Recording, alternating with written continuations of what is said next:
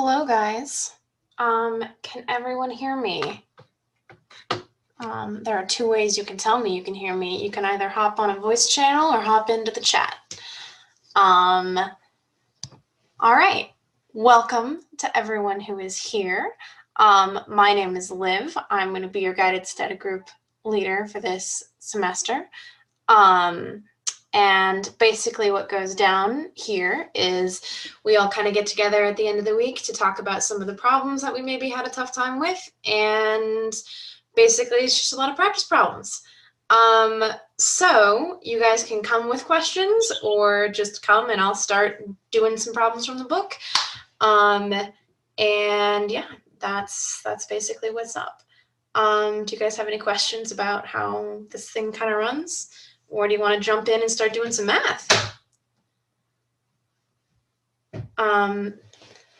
Additionally, one thing that I have found that sometimes works a little easier, the chat is really good sometimes, especially if you're in like a really noisy place.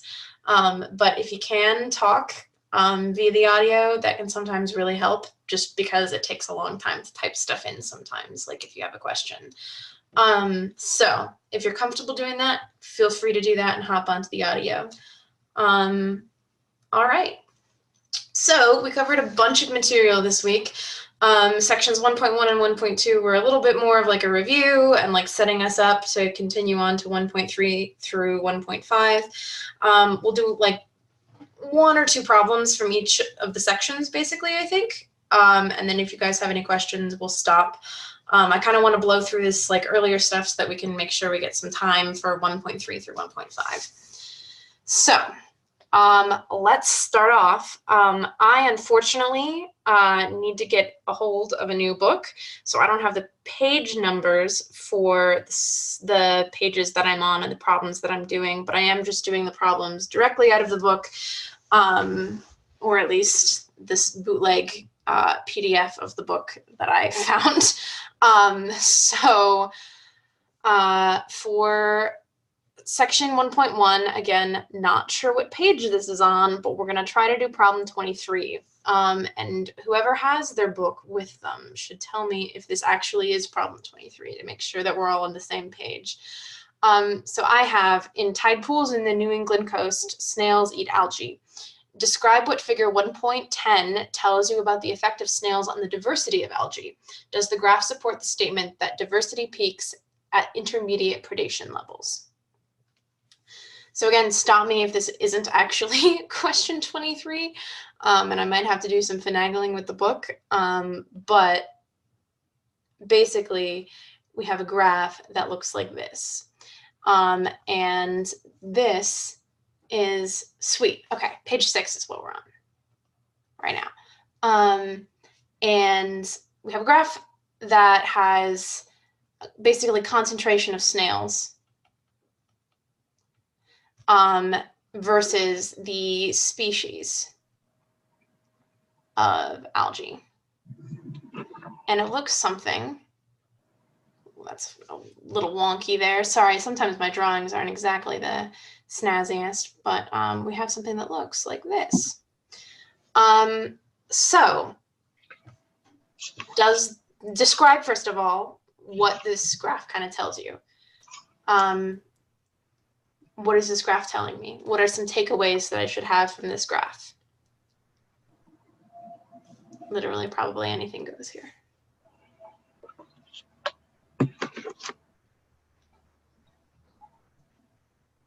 I guess I get us started, but what I'm seeing is the more species of algae, the more snails you have.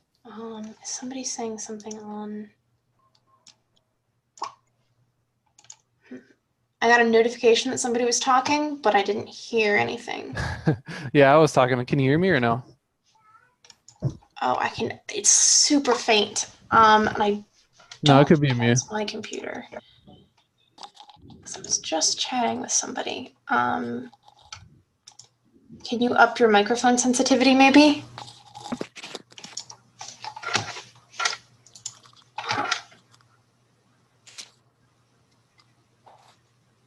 I'm sorry. I've just had a slew of technical difficulties today. So Well, is that exactly what's happening?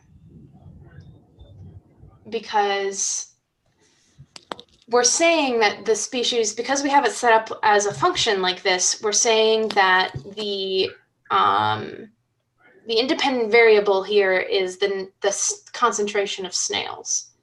So if we have a low concentration of snails,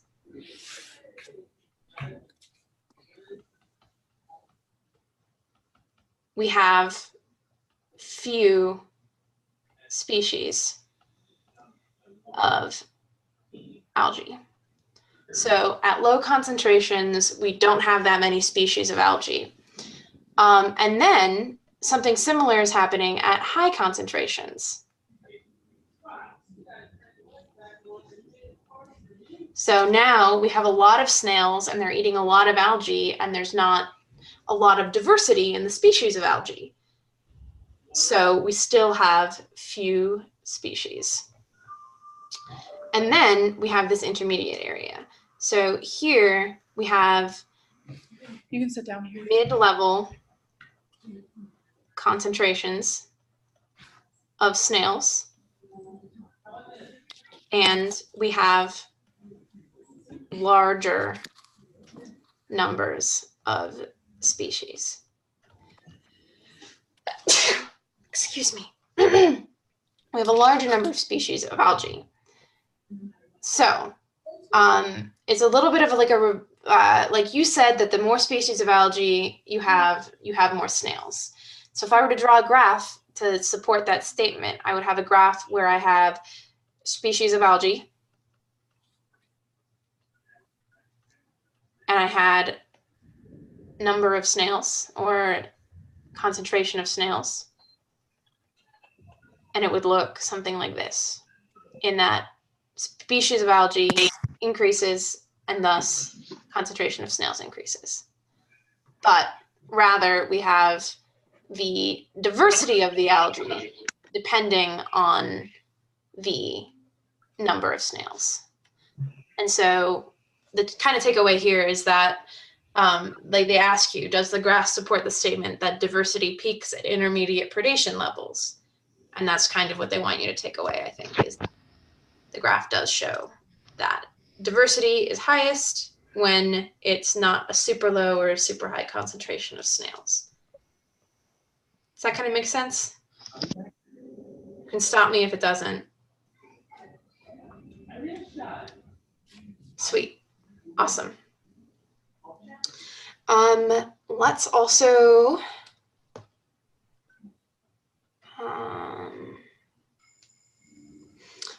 do problem. It's probably not on page 6 anymore. Let's try to do problem 35. So we're just making a graph basically based on a story. The story is, as I drove down the highway this morning, at first traffic was fast and uncongested. Then it crept to nearly bumper to bumper until we passed an accident, after which the traffic flow went back to normal until I exited. So, page 8. So we need to basically draw a graph that they tell us what exactly the axes are going to be. So for 35, we need to draw this graph that is,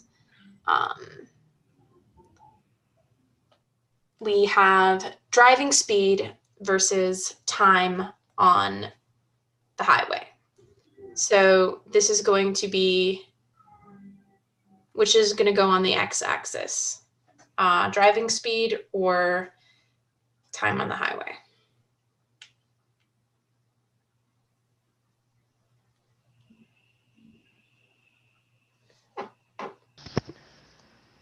Time on a highway.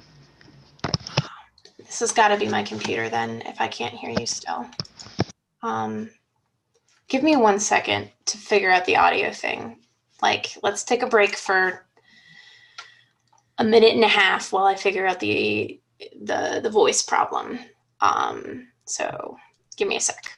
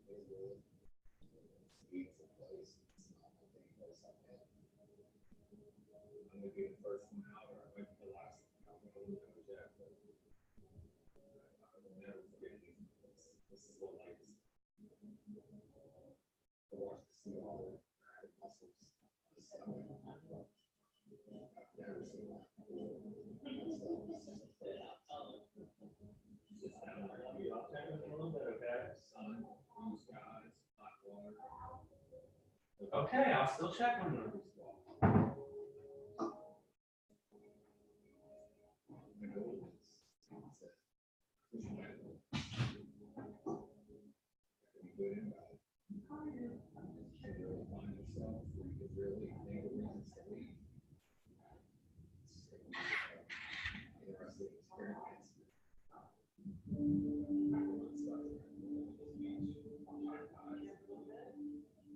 Okie doke. Can everyone hear me still?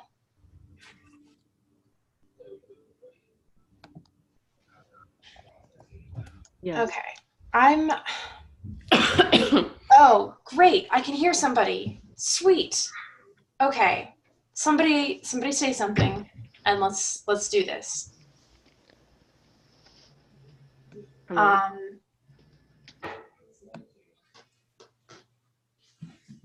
Okay. So, all right. Back to problem 35. We have driving speed versus time on the highway. So which is going to be on the x-axis? I said driving speed for the x-axis. Yep, perfect. And then time on the highway is going to be on the y-axis because the speed at which you're driving is going to tell you how much time that you're going to have to spend on the highway. So when you're driving speed, or rather,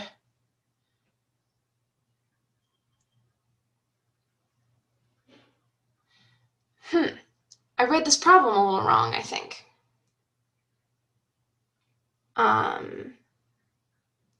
I think what they want you to do is say that like when you're starting off the story, you have time on the highway, like we're starting off with like 5 minutes on the highway and then 10 minutes on the highway and do it like incremental like that. And then they want you to say like, how fast are you going at that point? I think that is maybe how they want you to incorporate the story into this. So we're going to swap this up a little bit. So this is going to end up being driving speed because we're going to say that I am not going to say time on highway. I'm going to say time maybe time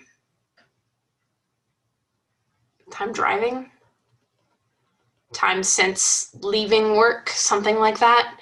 And then this is speed on the y-axis. So we start off, how fast are we going? We're going pretty fast. So our driving speed is going to be pretty high. And it's going to be fairly consistent. And then we're going to slow down. And we're going to have bumper to bumper traffic. So we're slowing, and then our speed is consistently slow for a while. And then, sorry, I like wanted to like turn that into like a thicker line, and I just have a lack of control, I areas. So we're slow, and then we pass the accident, and we get back up to a high and regular speed. So that's kind of what they wanted for 35, I think. So that is section 1.1. I think some of the highlights from 1.1. Let's try some problems from 1.2, unless anyone has any questions.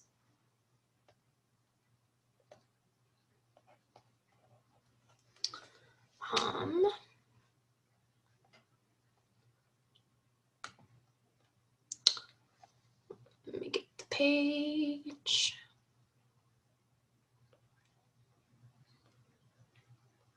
So 1.2 is going to be like working with linear functions.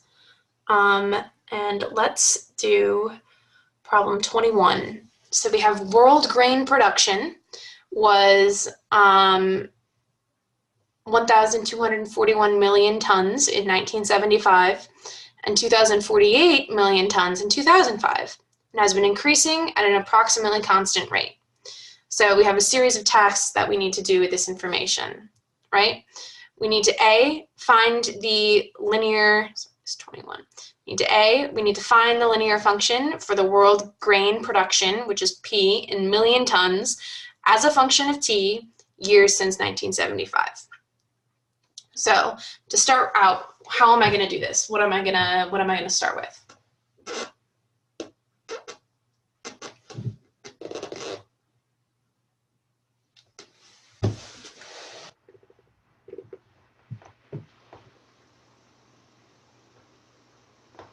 What goes into making a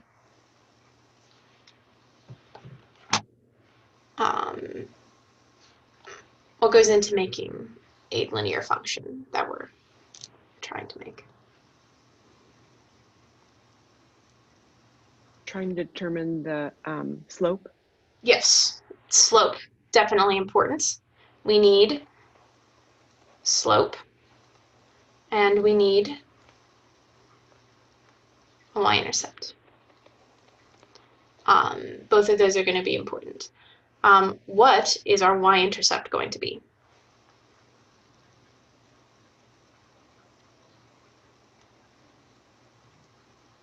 We are going to make this function as years since 1975. And it is going to be a function of,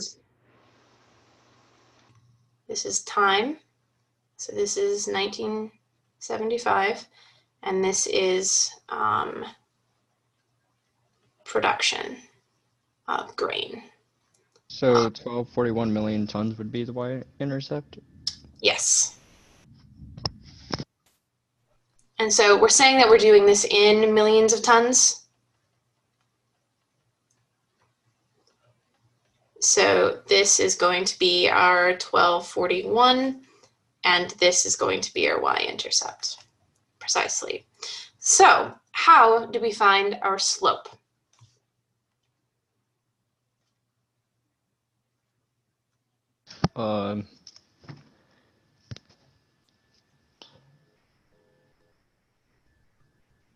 Would be y minus y1 equals mx minus x1, or did I have that completely backwards? Equals m x minus x1. Yeah. Yeah, I mean, like this would definitely, yeah, this works. Sorry, it threw me off a little bit to have it like this, because I would have thought, my gut was to just do the change in y over the change in x, but what is exactly what you have here. So, and I was thinking, I got confused for a second. I'm sorry. This is what I would just set up, and I just erased part of that. So, what is going to be our y and our y1? How are we going to write this?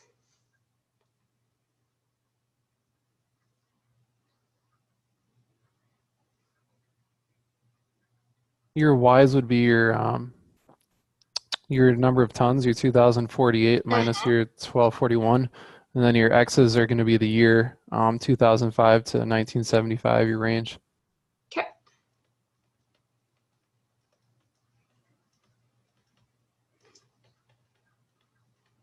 And so this is going to turn out to be, sorry, I'm not going to do that in my head. 807 divided by 30. Thank you. Which is some number that is 26.9. And yeah, so that is what we're going to use as our slope. So here's our slope. Here's our y-intercept. And we have this line going up, and our slope is going to be 26.9. Okay, so we can now put this together to make this function, and this function is going to be p, which is a function of t, is equal to 1241 plus 26.9 t. So here's our slope, here's our y-intercept. Using units, interpret the slope in terms of grain production. So what units are the slope in?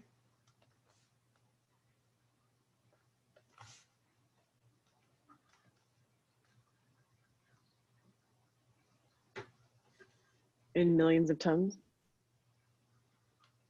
Millions of tons to start with. Let's go back to our slope calculation.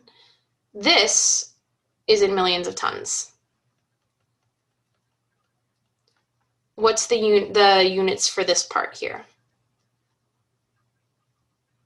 Years. So average. Yep.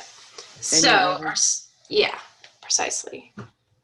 Our slope is just going to be in millions of tons per year. And it's positive. So what does that mean?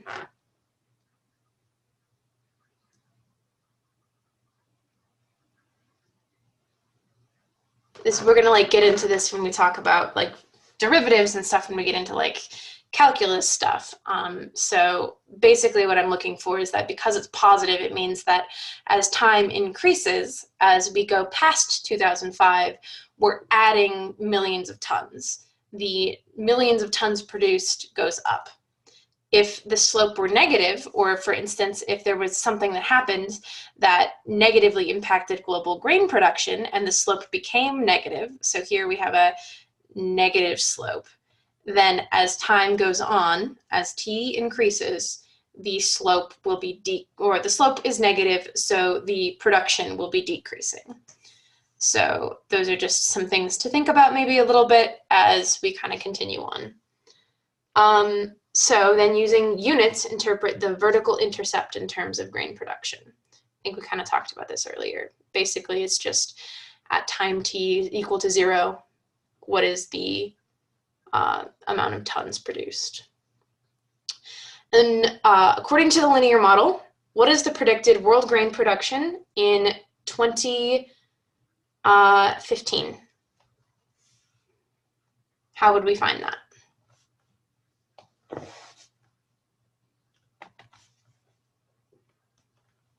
We use our fancy new formula that we just got and subtract 2015 from 1975 as t, and then just calculate it out. Yep. So it's 40 years, right? I can do addition. So this is equal to 1241 plus 26.9 times 40, which is going to be equal to 6.9 times 40, 2,317.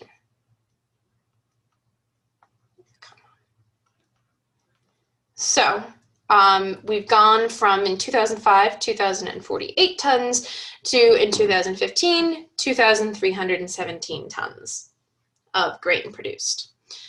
And then in a little bit more of a backwards way, they want you to ask, when is grain production predicted to reach 2,500 million tons? How would I use this? How would I set this up? Instead of having P with a number, it would just be 2,500. And then equals 1241 plus 26.9 times T, or T just T. Exactly. And now we solve for T. So we can subtract the 1241 from both sides. And we're going to get 1,259 is equal to 26.9 T. So T is going to be equal to both sides divided by 26.9, which is 46.8. So 46.8 years later, after 1975, is going to be 2021.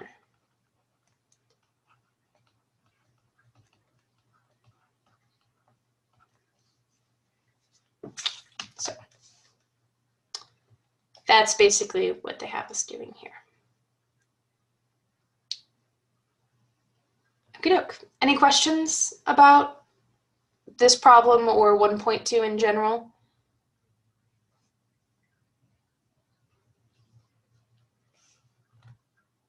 All right, let's do sum from 1.3.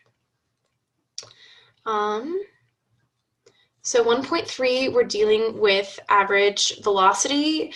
We talk a little bit about concavity. We're talking about average rate of change. And all of this is going to be super, super relevant in like a couple of weeks. So let me scroll to the page. This is why I don't like using online books. It's because they, it's loading. But we're going to start, I think, in 1.3 with problem 9 once I find it. So problem 9.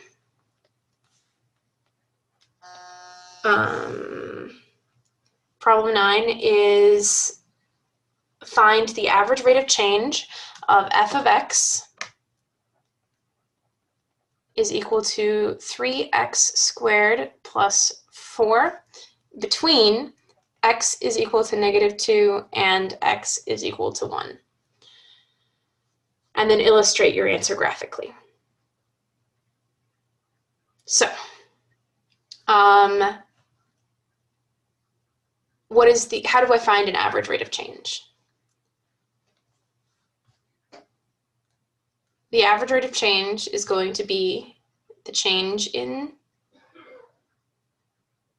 y over the change in x, right? Or in this case, it'll be the change in f of x over the change in x. So I'm just going to start plugging stuff in. Sorry, I'm trying to get back to my drawing tool. So the way that I'm going to kind of set this up is I'm going to say I have f of -2 is equal to 3 times 4 plus 4, which is going to be equal to 12 plus 4 or 16. And then I have f of 1, which is equal to 3 times 1 plus 4, which is equal to 7. And then I'm going to say that I'm going to call it like this. I'm going to say I have 7 minus 16 over 1 minus -2. So what really matters here is that I have the same like order. Like if I start with -1, I'm going to have my y value of -1 minus my x value of, or my y value of -2, or f of 1 minus f of -2, and then 1 minus -2. And then this is going to equal -9 and 3. So this will be -3.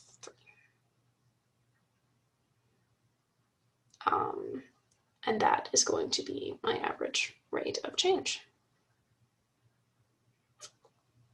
So how does this look?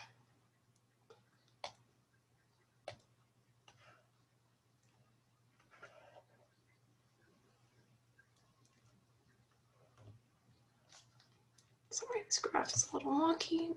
All right.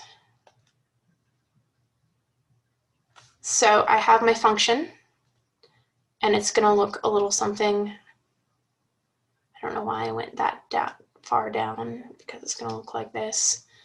And I have my -2 here. And then I think I'm going to redraw this really quick. I'm going to make it so that it's a little bit more exaggerated so that it can be seen a little better. If I can get my eraser to work with me.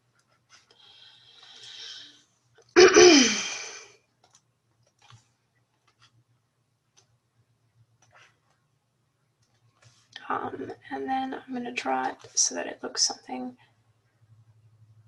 like this. And it's parabola. We know that because of the x squared there. Here is going to be my -2. And there's my f of -2. And then here is going to be my 1. Here is my f of 1. So this is going to be 7, and this is going to be 16.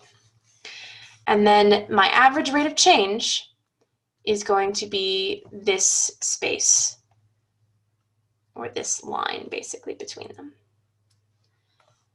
And I tried to make it big again, and I did not do such a hot job. So I'm going to, sorry. Oh no, shoot. I've really done it now.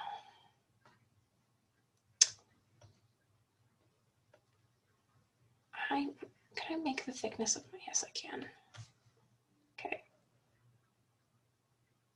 Oh, that's really wonky. That looks really bad. I'm sorry about the drawing, guys. I think the point kind of stands, despite the really bad drawing. But here we have the line between these 2 points, right? And the slope of that line is going to be -3, right? And that is the takeaway here.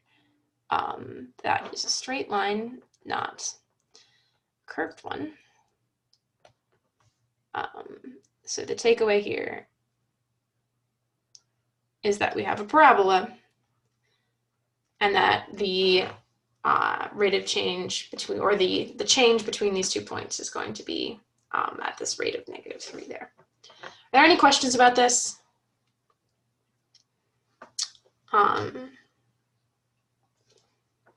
At all? I think, sweet. I think we're going to do one more problem from 1.3. And the problem I'm going to try to set up, sorry, another quick doodle. It's the one above it. We're going to do number 7. So here we have a graph, and we're going to try to identify where on this graph is concave up, or which points on this graph are increasing and concave up, increasing and concave down, et cetera, et cetera. So I'm going to quick sketch this out.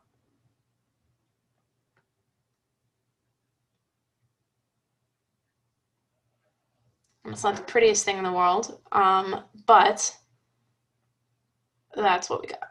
So,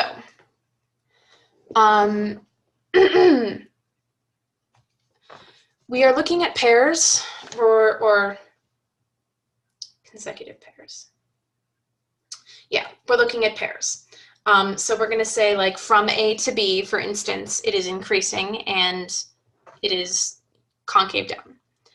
So there's like kind of one of the answers.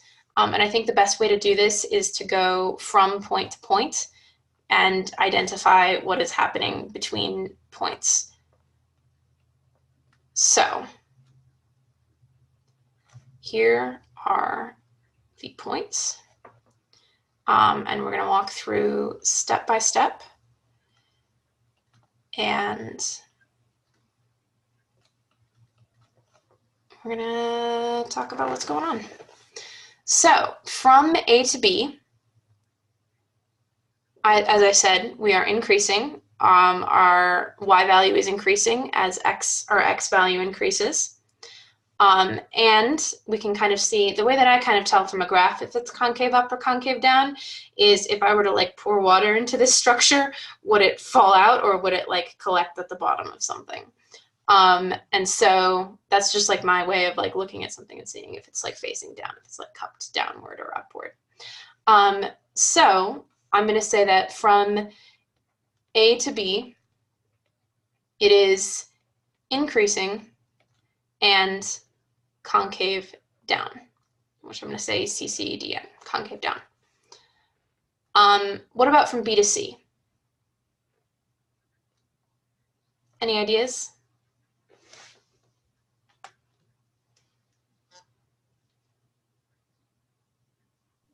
It also looks down to me. Yes, it is definitely concave down. Is the function increasing or decreasing? It's increasing. From B to C? Oh, I'm sorry. No, it's decreasing. My apologies. No, you're good. So from B to C, we're going to say it's decreasing and it is concave down. What about from C to D?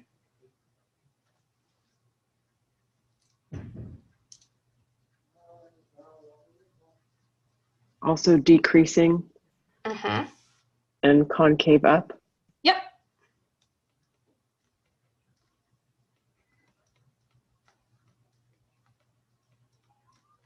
So we have this area here that is like, as x increases, we're going from a higher point to a lower point. If I were to like draw the line down here, the slope is going to be negative for the average rate of change. And it is now concave up instead of concave down. And so you can kind of see a little bit like that C is the point at which that changes from concave up to concave down. And that has a name, like that point between where we switch from up to down, and that's called an inflection point. So what about from D to E? What are we up to there?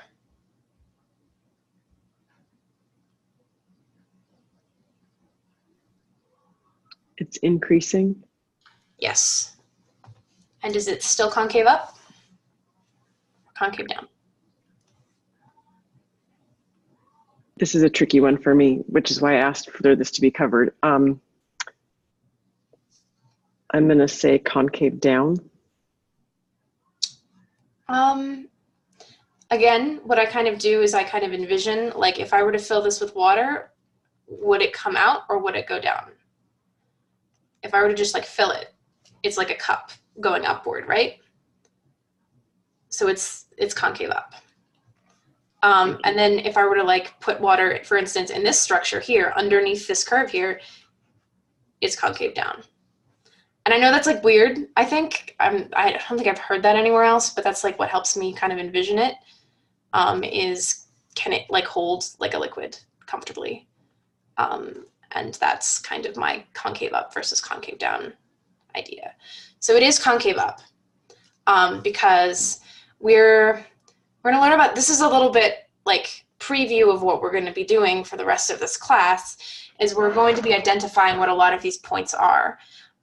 B, for instance, is a maximum. We have like a bump at B where there's like a maximum point and then it goes down. And then D is like a minimum. It like is going down, it hits point D, and then it begins going up again.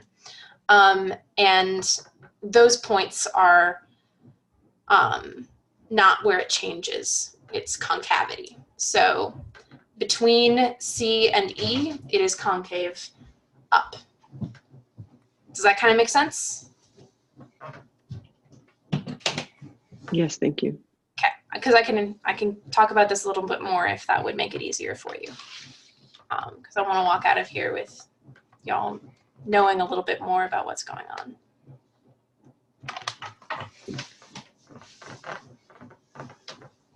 Okay, so what about from E to F?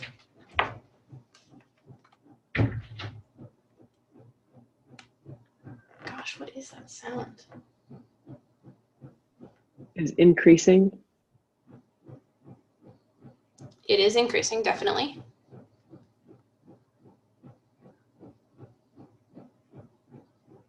I'm going to say concave down. Yep, exactly. A 50-50 shot.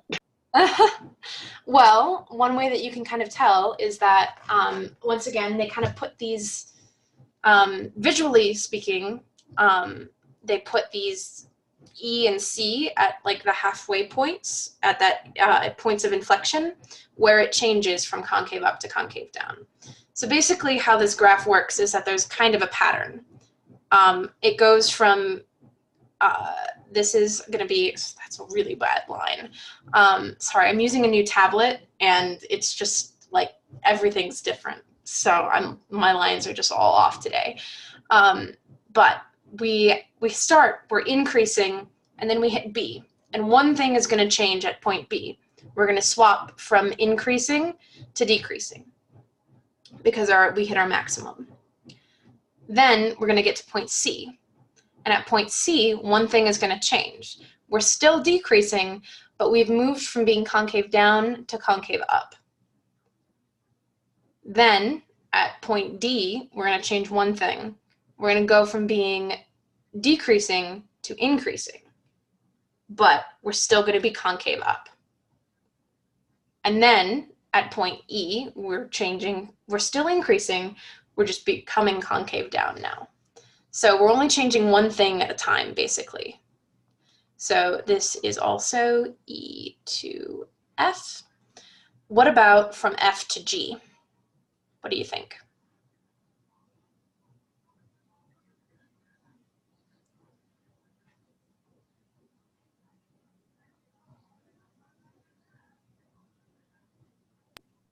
Well, it's decreasing, and I would say concave down.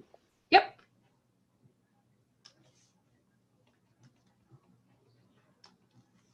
And then G to H.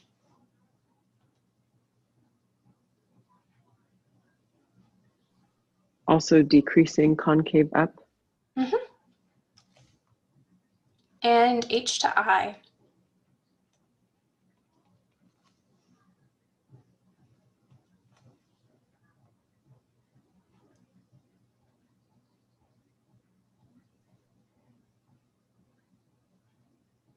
Increasing and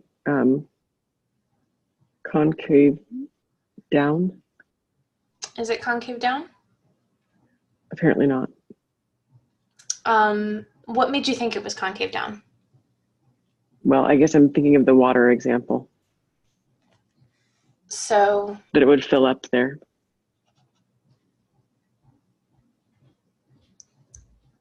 okay. Yes. I hope the water example did not impede that. That would be bad. Was there anything else that made you think that it was concave down initially? No. Okay. Well, it is concave up. I'm sorry if I confused you. It's okay. And yeah, what I do is I look for that cup shape. And this line is just continuing to go up. The easiest, ways to like look at something and see something that's very obviously concave up or concave down, I think, is parabolas. Like if I have a parabola like this versus if I have a parabola like this, right? So one of these is concave up and one of these is concave down, and they're only ever concave up or concave down. like they're never going to change. There's no point at which they do change like this upper graph did. They're always either one or the other. And so I look for basically like mini parabolas. Like, is there something in here that looks like a parabola that I could like chop off like both of the sides? Like if I only look at it from here to here, what does it look like? And to me, it kind of looks like a parabola that's concave down. So that's, I guess, a little bit more of my strat there. Do you have any questions about this problem? No, thank you. Okay. All right. Let's try a couple of problems from 1.4 then. Sorry, I gotta move this. And I don't know if you guys can hear that really strange clicking sound from my end. I'm not sure what that is, and I'm sorry. Yeah, I don't really know what's going on there. Okie doke. So 1.4. Let me crack open the text. Gotta find the right page. Had it on the right page. And now it's loading. It's loading. It's loading. So this is a little bit more of the application of like the more business end of it. Finding fixed cost, marginal cost, that sort of thing. So we have this graph in 1.4 that is figure 1.56. Does everyone have the book with them? Like, could you see this graph? I could sketch it out too, but it won't be nearly as precise as the book is. I have my book in front of me. I don't know about everybody else. So do I. Sweet. All right, good. Do you see the graph I'm talking about for number 3? 1.56. So we're going to use that to estimate the fixed cost and the marginal cost for the cost function for this graph. So first things first, what are we looking at with a cost function? Like what are pieces of the cost function?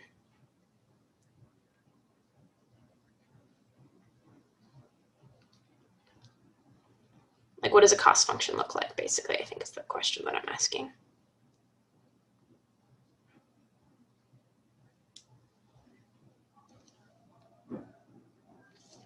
So a cost function is going to be fixed costs and then variable costs. So we have cost. It can be a function of, something. Could be a function, usually is a function of like quantity, like the cost of like making something.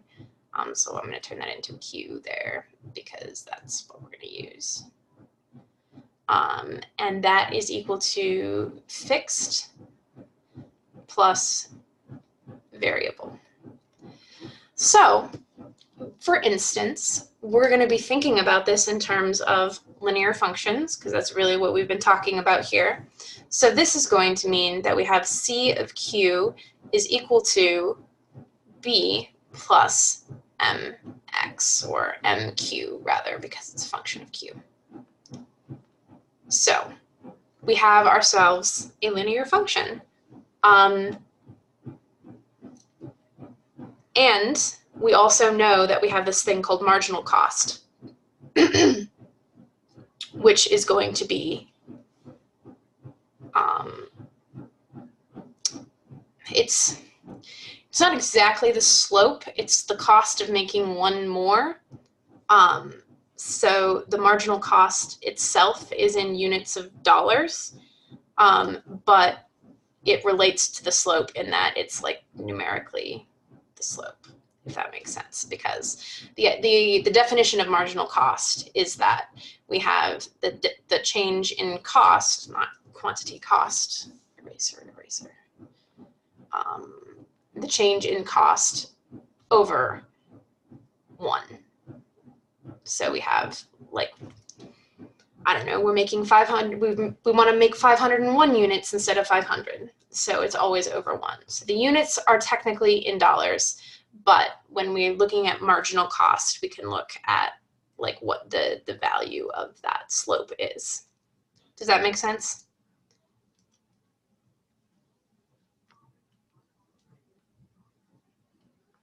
Yes. Sweet. Okay. So we need to estimate for number 3 the fixed and the marginal costs for this cost function. What do you think the fixed cost is going to be? Eyeballing it.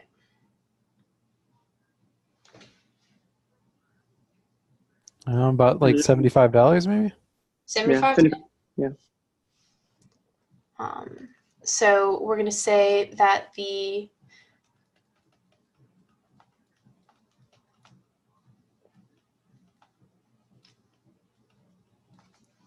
and now what about the marginal cost?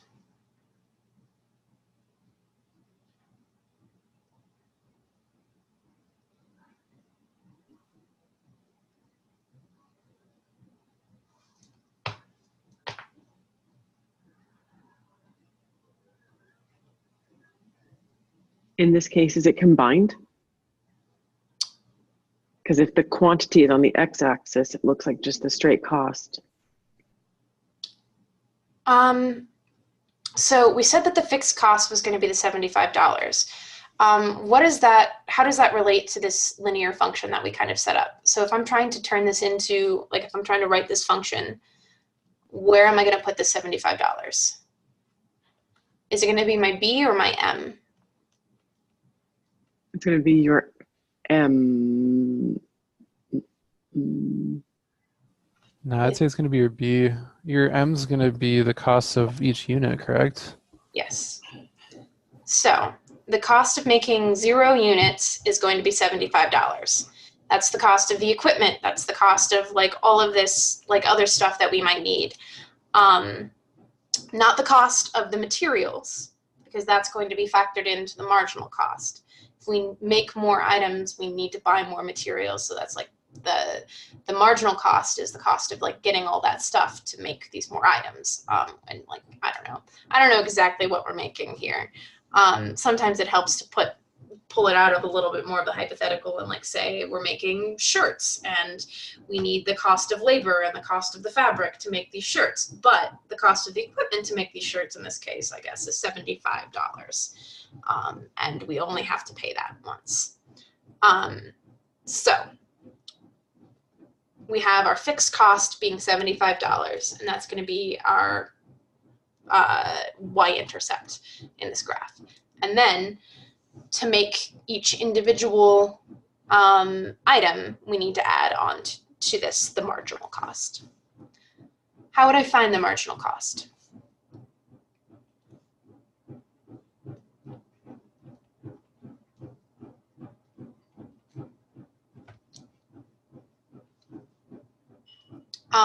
The easiest way that I would do is I would pick 2 points on this line and use them to find the slope in that CQ or CQ2 minus CQ, C of Q1, C of Q1, not 2, over Q2 minus Q1 is equal to the slope between 2 points, right?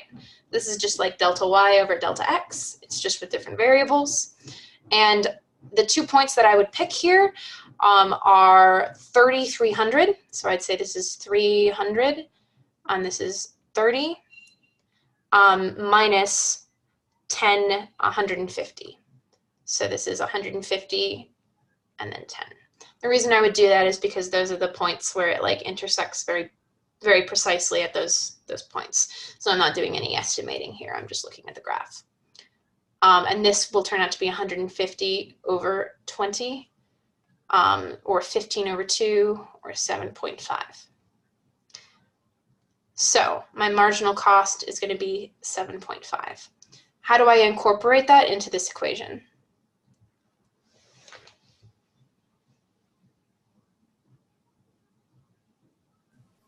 You just replace M with it, correct?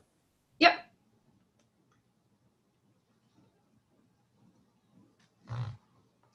and then times Q. So now I have this equation. Now our next task is to estimate C of 10 and interpret it in terms of cost. How am I going to do that? Literally just going to plug 10 in.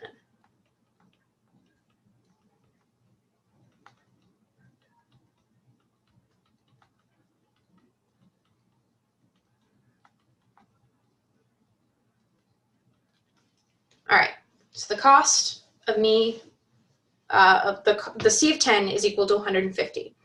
Tell me what that means in terms of like what we're making.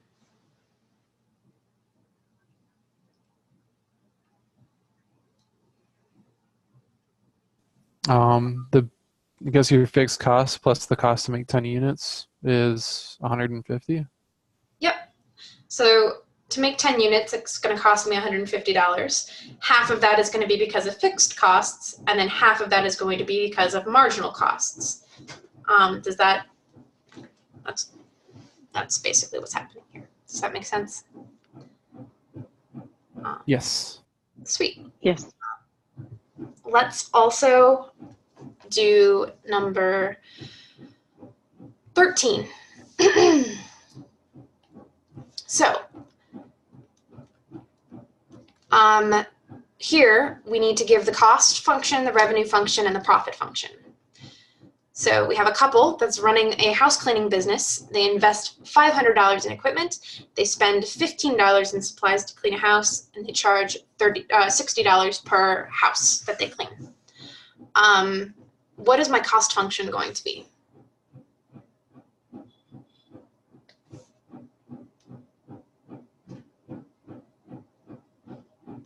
And I'm going to use this in houses that they clean. So I'm calling it C of H. Let's break it down a little bit more. I have three numbers here. One of these is going to be my fixed costs. One of these is going to be my marginal costs. And one of these is going to be my marginal revenue. Which one do you think is going to be my fixed costs? Let's say your fixed cost is 5,000. Yep. So this is the cost that they invest in the business from the get-go. They only have to pay this once. This is not going to change based on how many houses that they clean. Opposed to the marginal cost. So what is the marginal cost going to be? It's going to be your $15. Yep. So this is $15 per house that they clean. So I'm calling that 15H. So for every house that they clean, it costs them $15. So if they clean 4 houses, then it's going to cost them $60 to clean those 4 houses. So this is my cost function. How about my revenue function? What does my revenue function look like? Do I have a fixed revenue? Yes, it's $60 a house. That is going to be my marginal revenue. So yes, I'm going to put that down as 60 times H. Do I add anything after this though? Do I have some fixed amount of money coming in? I mean, it costs you $15, correct, per unit cleaned? It costs you that, but now I'm looking at how much money I'm making. Then it would just be your $60, right? Yep. So if I were to graph this out, I have my revenue function, and then I have my cost function. And note that the cost function starts off at a higher number. So this is going to be my $5,000. But at some point in time, I'm going to cross these lines, right? Because the slope for my cost function is so much smaller than the slope of my revenue function. Does that make sense? Yes. Awesome. Okay, so what is my profit function going to look like? What is profit?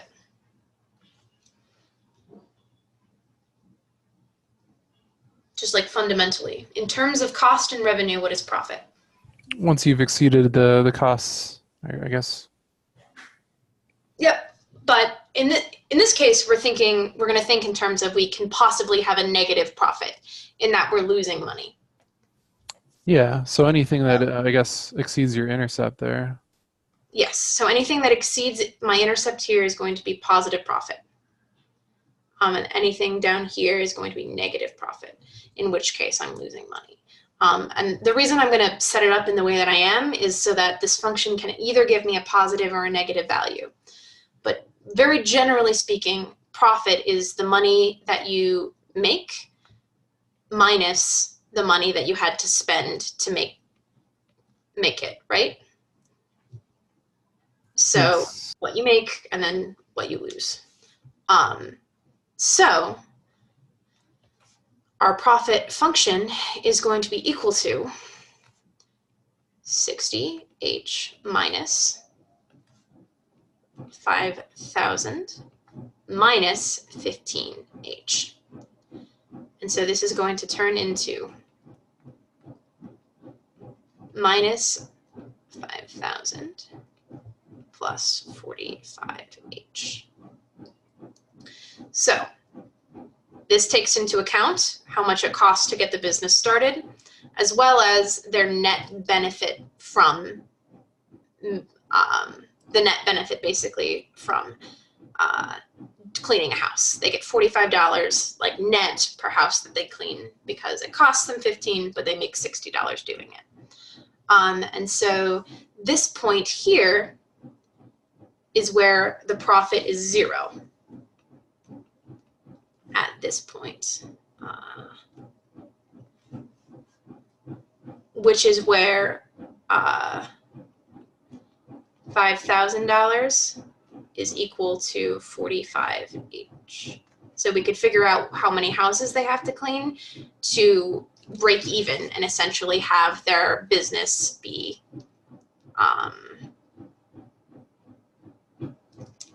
this is divided by 45. So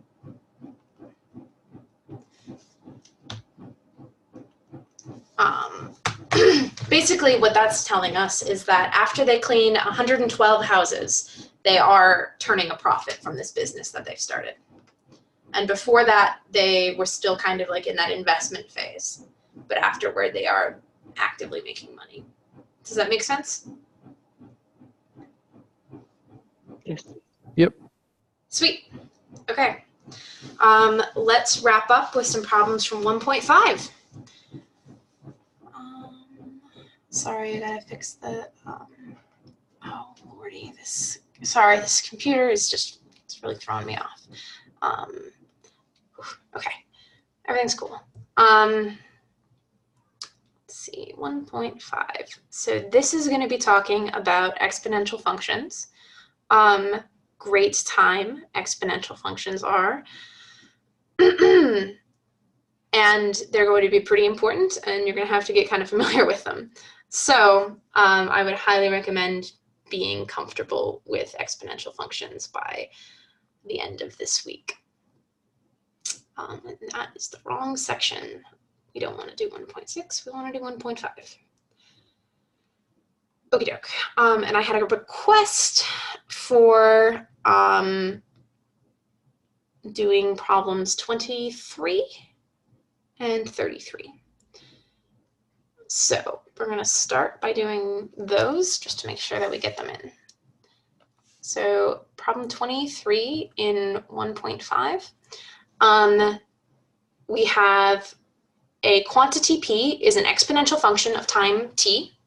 So use the given information from the function p is equal to p naught a to the t to a, find the values for the parameters a and p naught, and B, state the initial quantity and the percent of growth or decay. So for 23, we're given P is equal to 1,600 when T is equal to 3 and P is equal to 1,000 when T is equal to 1. So how am I going to set this up?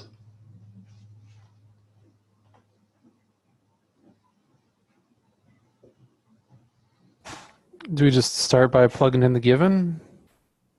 Yep, that's what I would do. I would say that I know I have a function that is of the form p is equal to p naught a to the t, and I have 1600 is equal to p naught a to the 3, and 1000 is equal to p naught a to the 1. So where do you think I'm going to go from here?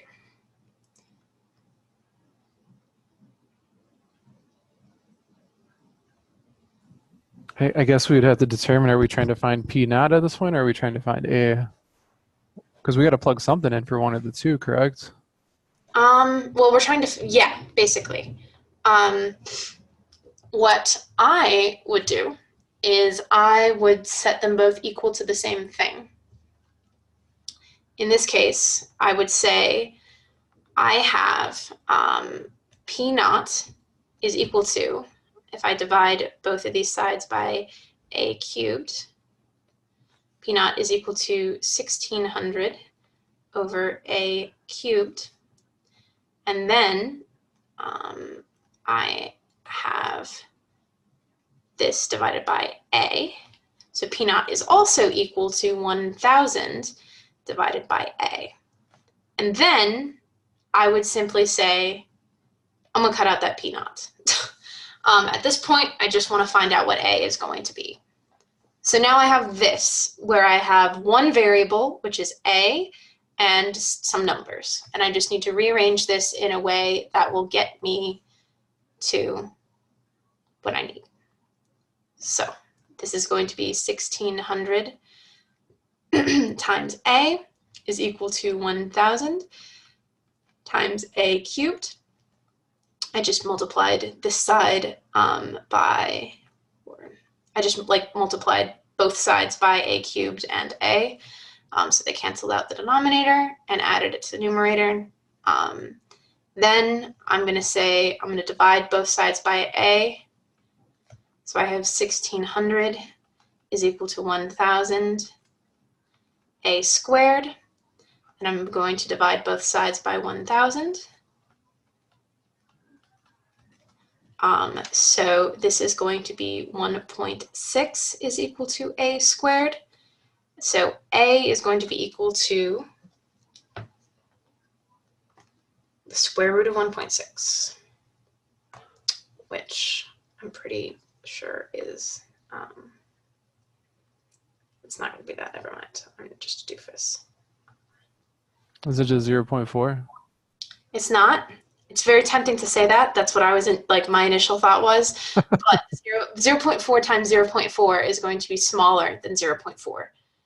Because like if I'm taking like 4/10 of 4/10, it's going to be smaller, not. Yeah, my calculator doesn't even give a fraction. It just says it's 1.2649, blah, blah, blah, blah, blah. Yeah, so that's how we're going to roll this.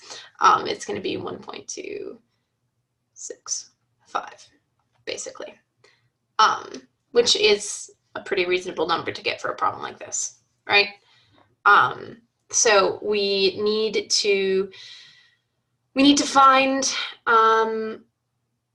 parameters a and p naught, and then figure out what the initial quantity and the percent rate of growth or decay is. And we can answer one of those questions right now. Is this growth or is this decay, first of all? It's growth. Growth. Yep. And what is the rate of growth?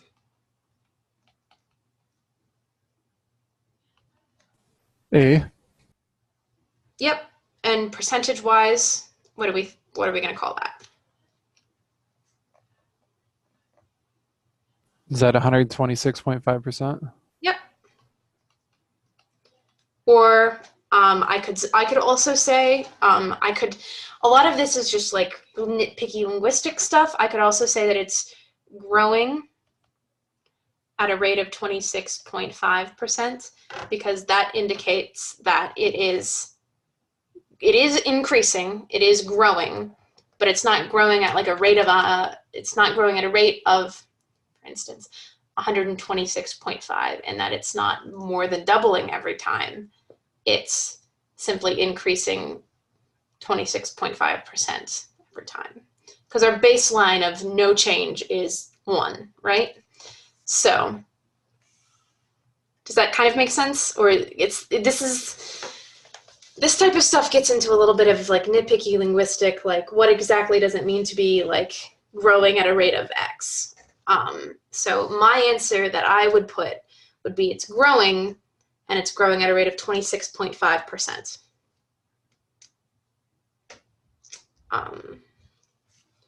Not 126.5. So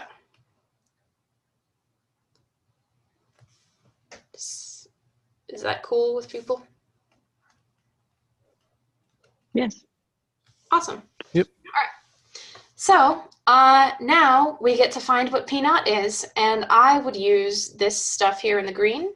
I would say that 1,000 is equal to P naught times A, which we decided was going to be, sorry, I got to switch colors. A is going to be 1.265. So I can find P naught by dividing 1,000 by 1.265. Is it going to be larger or smaller than, is P naught going to be larger or smaller than 1,000?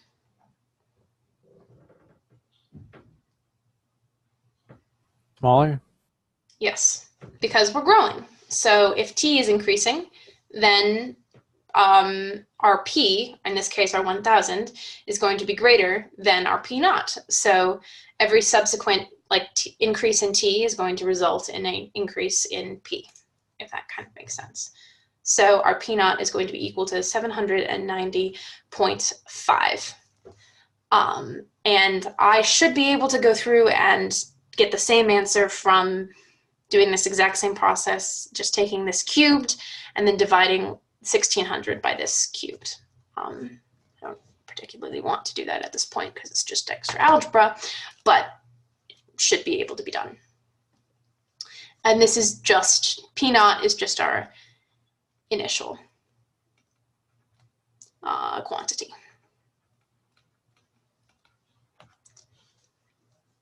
Okey-doke. So there is 23. Let's also try to do 33.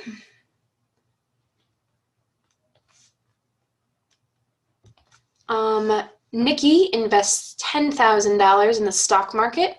The investment was a loser, declining in value 10% per year, each year for 10 years.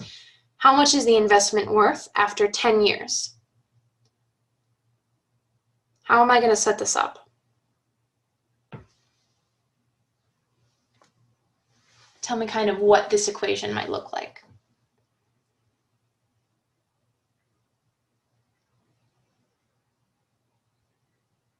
Isn't it similar to like a principal and interest type formula? It is. It is a principal and interest type formula.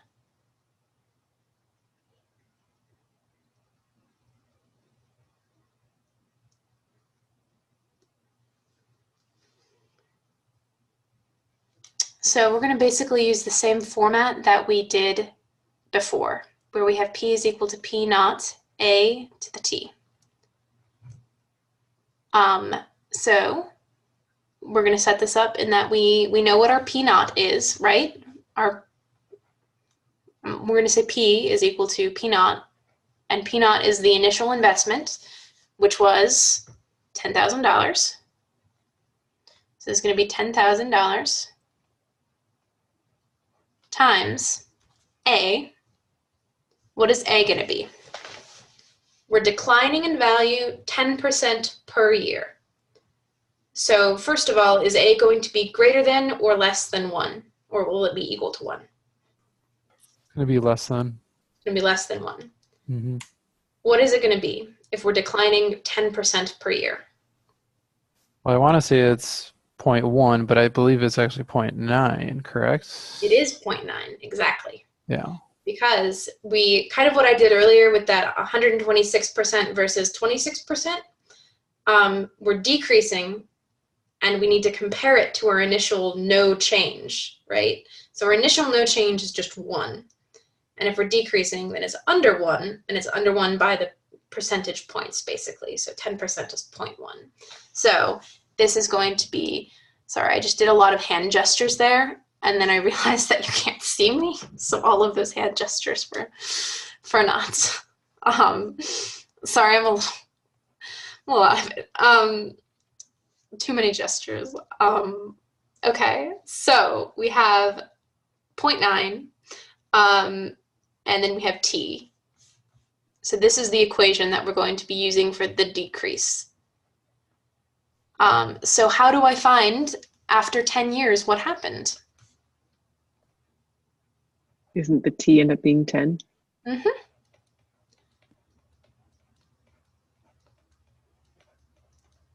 So you can see that this number, as t gets very large, is going to become very small.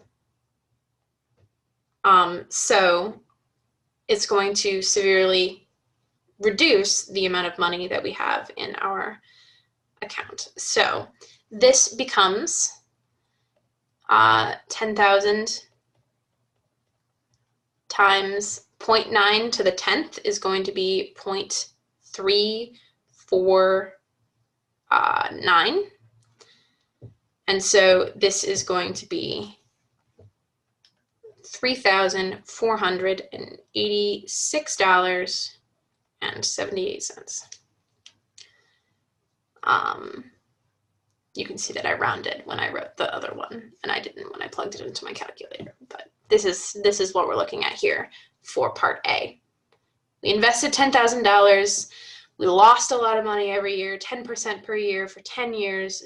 And so after 10 years, it's only worth $3,000, $3,500. Okay, so then part B is we have the stock market gaining. So for part B, we're gaining in value in 10% per year. So let's rewrite this equation. We have P is equal to, what's our initial value now that the stock market has begun to gain? Are we still going off the initial 10,000, or are we going off the 3,400? We're going off the 3,400 because we lost a lot of money. So time has passed, we've lost money, but now the market has changed, so our function has changed, and we're beginning to gain money. But we didn't get back that $10,000. We're still sitting at that 3,480. We're gonna call that 3,487. $3,487. And now we're gaining 10% per year. So what is my A going to be? 1.1. And that's to the t. So this is our new function. This is going to be our loss, and this is going to be our gain function. So now let's set this up so that we can find out what we want to get. How am I going to set up a problem so that I can determine how long it takes for me to get to $10,000? I have two variables in my gain function that I wrote. One is time and one is P, which is the money that we have. We're trying to get back to 10,000, so P would be 10,000. And then just simple math.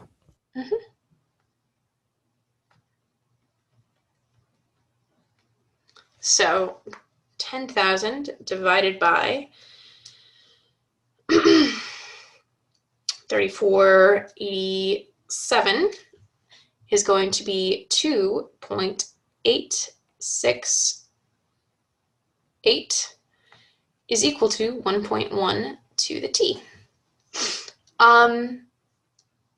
Now what do I do? How do I get to t?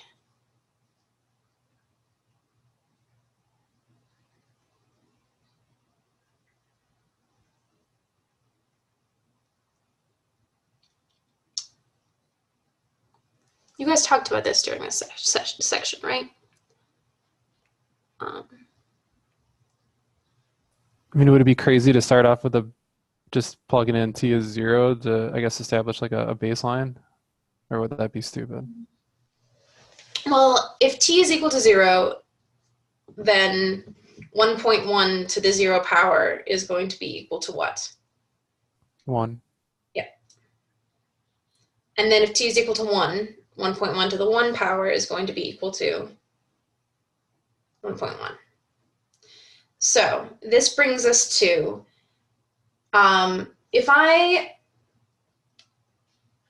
am trying to reverse addition, what type of, like, I guess, what will I do to something if I'm reversing addition? Like, what are two things that are like opposites of one another? I can add or I can subtract. Exactly. If I'm multiplying, the reverse of multiplying is going to be dividing. Dividing. So what is the reverse of taking an exponent? Squaring it. That is taking an exponent. So what's the opposite of squaring? So finding the root. That's also technically taking an exponent, because a root is going to be equal to x to the half. So this is something that we're going to have to end up doing later, and just saying that roots are exponents. What we're actually going to have to do is take a log. Did they not cover this in this section? Because it feels like this is important to solving this problem. Not that I can recall. And that seems very stressful to me, that they didn't at least bring up the concept of logarithms. And I don't know how I would solve this without a log. They did mention that logs will be important, I think, in chapter 4, 3 or 4. We're going to be using a lot of logarithms in this class. They become much more casual after a certain point, but especially next week, I think, in 1.6, don't quote me, but 1.6, they will become particularly important. So I'm trying to see where they did this in this section, and I can't find it. I'm trying to read the book because I wouldn't know how to solve this without a log.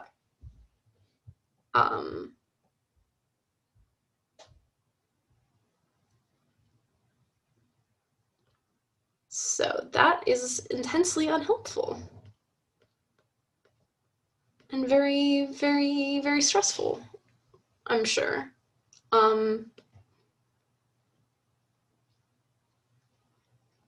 So I can solve this for you and kind of give you a glimpse into next week, I guess, because I don't know how to solve this based off of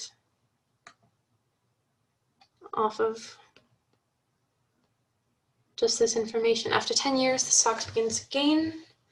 How long will the investment regain its initial value? So we are looking for t, and the only way to get t out of that exponent is through a log. Would you like me to solve it for you now to kind of give you a step into next week? Yes, please. Let's do it. Okay, so generally speaking, there are two different types of exponential functions that we are going to be discussing. We have an exponential function that is p is equal to p naught a to the t, which is what we talked about this week, basically, where our a is going to be equal to 1, and then our growth or decay rate. There's also something that looks like this. E is not a variable. E is the base that we're going to be using, and it's equal to like 2.1 something. So it's just a number that we use. It's like pi, basically.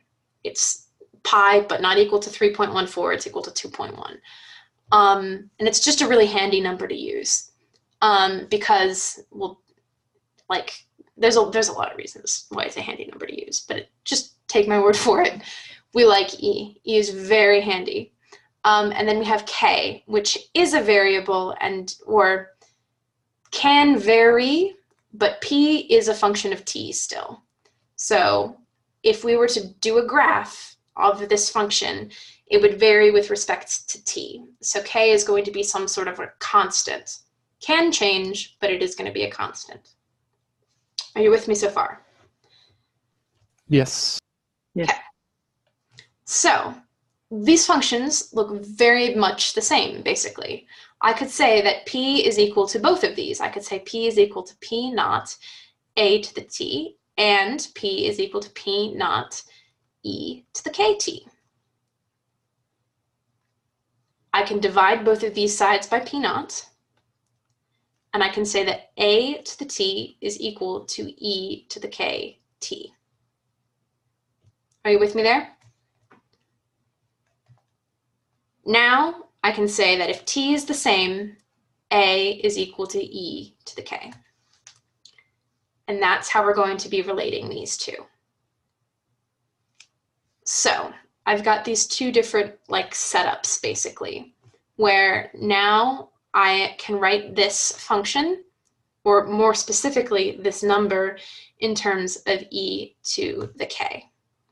So I'm going to say that I have 1.1 is equal to e to the k, and k, therefore, the way that I'm going to find this, and I'm doing this because it's going to help me use a calculator to solve for this problem. I'm going to say that, sorry, let's get this set up again. 1.1 is equal to e to the k. And then I'm going to take the natural log.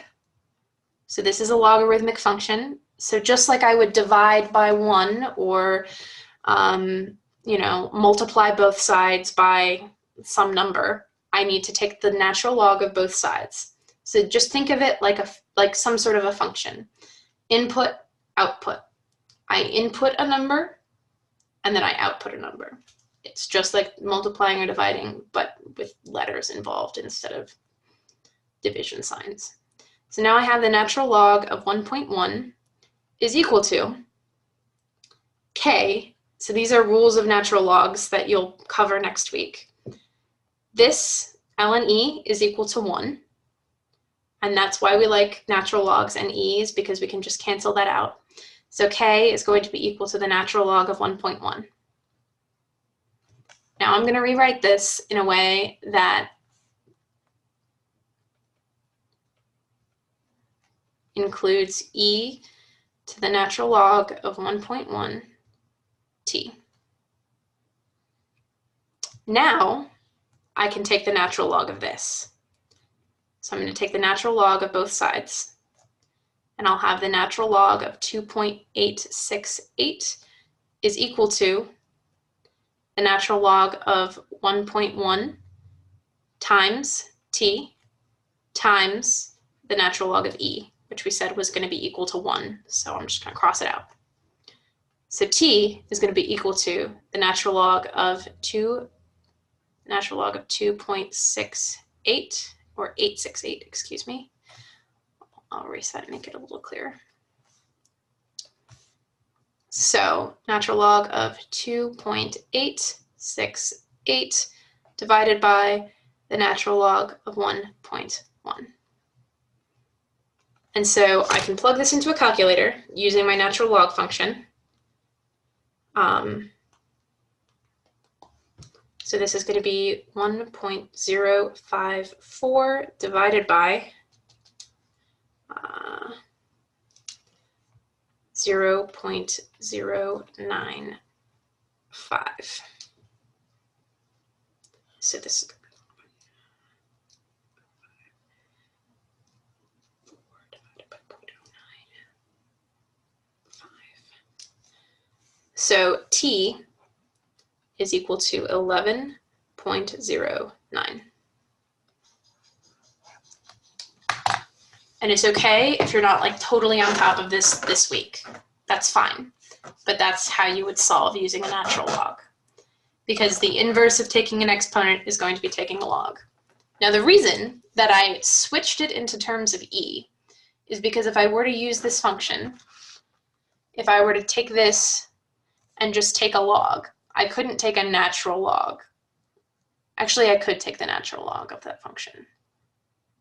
It would be the same. I made it unnecessarily complicated because I'm a doofus. I'm so sorry. Yeah, I'm being a doofus. You could just take the natural log of both sides. I'm so sorry. I jumped ahead a week and it didn't help, I think. So that being said, I'm so sorry for making it unnecessarily complicated. This is just something that you can take the natural log of. Because if the natural log is a function, then you can just use it, basically. So this will be the natural do everything that we just did, but omitting the other steps of adding the e and removing the e. Yes. Okay. Because if I were to just take the natural log of both sides, again, I'll end up with the natural log of 2.868 and then times the natural log of 1.1. So t is again equal to the natural log of 2.868 over the natural log of 1.1. I just added the e in to make an extra step. I guess it did kind of show you where it came from, maybe a little bit, but it wasn't helpful in solving the problem. It was just background information at this point in your lives. Next week, it'll be relevant. This week, it's not. So, same answer. It's just, you didn't need to do the E thing. I just got a little excited about it, I guess. So sorry. Yeah. That is that. And what a natural log is, just generally speaking, you can have like a log base 10, or like a log, we use log base e essentially, which is the natural log, because it's easier to use. And so your calculator can do log base 10, it can do log base e, and basically that's saying it's reversing it in terms of like what something is to the power of. So if I were to find just a little bit extra, I guess, on logarithms, if I were to have e to the 4, the natural log of e to the 4 is equal to 4. Because this is log base e to the 4.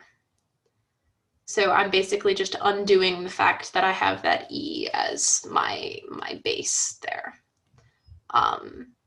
So again, not this week's stuff, but that was important to solving the problem. Okay, but I'm not, okay, so going back and doing the math, looking at the red piece at the lower left-hand corner where it says t equals natural log, times 2.868 divided by natural log 1.1. You don't get that 11-year answer. Yep, you do. So natural log, like if you look at your calculator, is like a function. Like you have like an e button on your calculator, and you can do e to the x power, for instance. So if you look on your calculator, you have natural log, and then you have to have the natural log of some number. So like,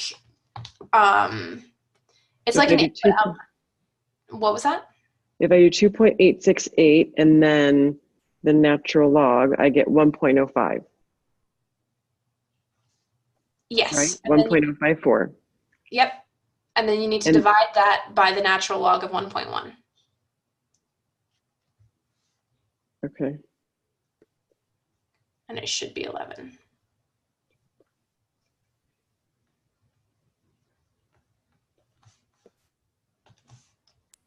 Yeah, if I do the natural log on both of them, I get 11.054. Okay. All right. Never mind. I wasn't. That's okay. It's all good now. I was more doing that division that you just wrote down versus doing the ln. Yeah, I got it. Yeah, that is something that next week you'll learn about. There is a large difference between having the natural log of 2.868 over 1.1 versus having the natural log of both of those individually divided by one another. Got it. So, sorry about that. No, it's an important distinction to make, and it's not one that you're supposed to have to make until next week. So, we'll be ready. Yeah, you'll be ready to go. Okie doke. That's basically all I have for you this week. It makes sense though, like what's happening, I hope. One thing that is interesting to note is that it takes 11 years to get back the what was lost in 10, because we start with, like that smaller number. So just an interesting little note about what's going on here. But yeah, that was problem 33. And yeah, do you have any more questions about any of this material? This was kind of a lot to cover this week. But I hope that it's a little bit more manageable now. No, I'm good to That's go. helpful. Thank you. Yeah, absolutely. Thank you guys so much for coming. I hope I'll see you next week, same time, same place. And if you're interested in rewatching the video, you're probably not, but I don't know, maybe your classmates are interested in watching it. I'm going to put an announcement in Canvas with a link to the video and a link to my YouTube channel, which is where I post all of them. And if you're curious, I do have links or videos from previous semesters' guided study groups, and they should be, I think I've gotten much better at labeling them as time has gone on, so you should be able to find out which sections are like which. So for instance, if you're in the middle of the week and you're looking at, section 1.6 and you want to look at a practice problem, then that should exist on my YouTube channel in the form of a GSG from last semester. Or you could just wait and come to the session next Sunday. So yes, that's what I have for you today. And if there are no more questions, we can sign off. Hope you guys all have a great evening. Thanks, you too.